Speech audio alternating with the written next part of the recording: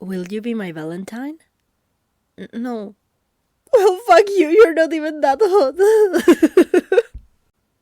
Hello, my beautiful basilisks and Mythology in mind. You can call me M&M. Happy Valentine's Day. If you just roll your eyes, let me tell you that there are only 3 types of people who feel like they are better than this holiday.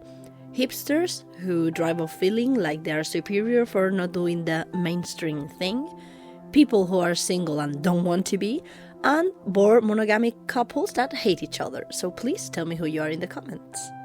And yes, Saint Valentine as so comes from Roman times, but ancient Greek people kind of had a holiday who resembles this, so unlucky you, now I have to tell you about it. Don't worry, maybe next year I'll cover the actual holiday. Keep in mind that ancient Greek people had a moon calendar, and months were pretty crazy, with one showing up every 2 years, changing the order and the number of days, pretty complicated. So in between January and February was the Gamelion, the month of love.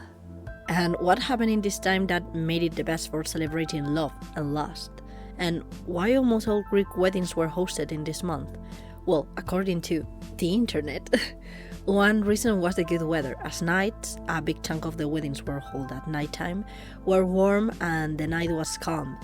In January, though, dude, it's the Mediterranean. From May to September, we have great weather. So why winter?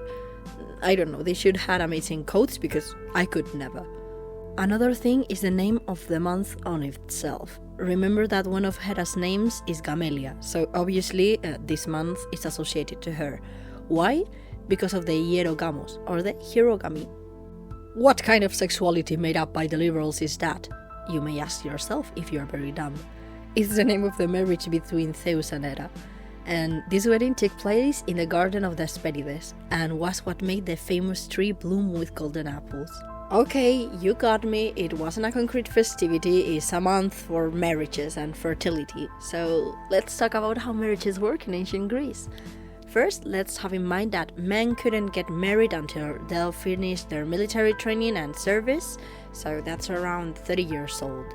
And according to Plato, if a man was not married but by age 35, he could lose his civil rights, and he also stated that when choosing a wife, one must think with the brain, not with the penis.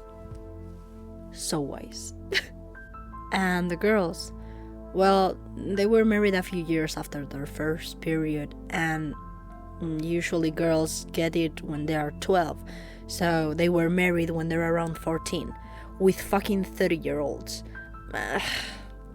I know it's history and we can judge it with the lens of today, but it makes me so uncomfortable.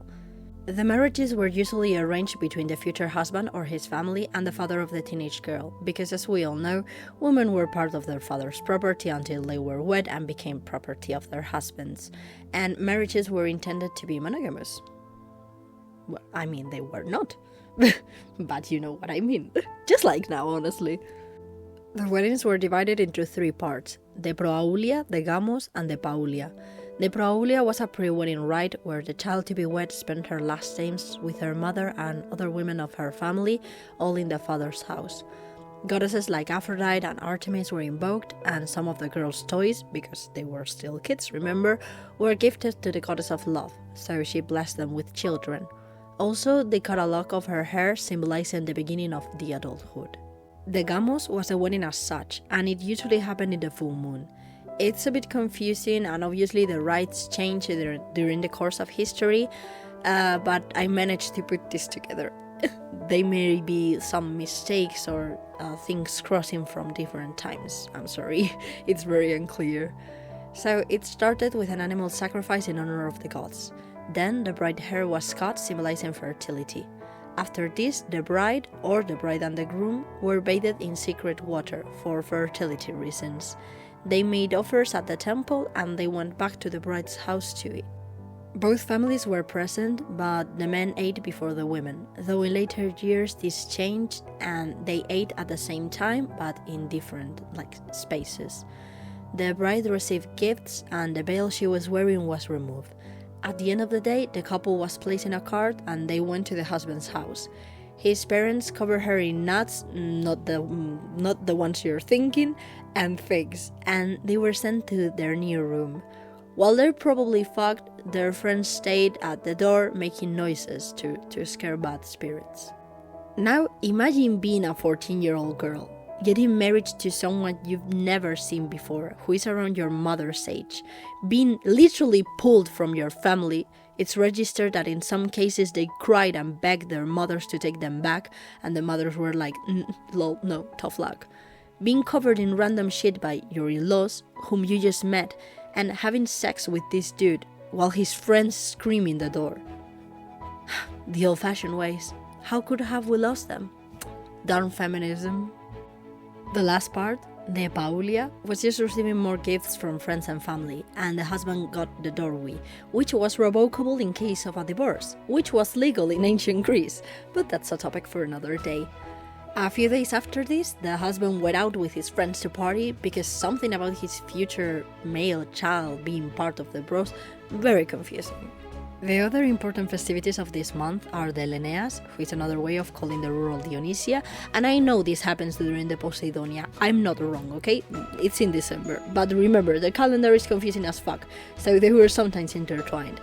And the Likaya, a festivity that was about basically a werewolf, and I'd love to talk about that someday, so tell me if you're interested. And that would inspire Lupercalia, the actual ancient St. Roman's Valentine, so fuck yes, I got that ancient Rome. And that was basically it. I'm going to cross my fingers so I can record, edit and subtitle all of this in time.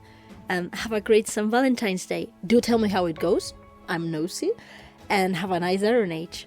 Bye!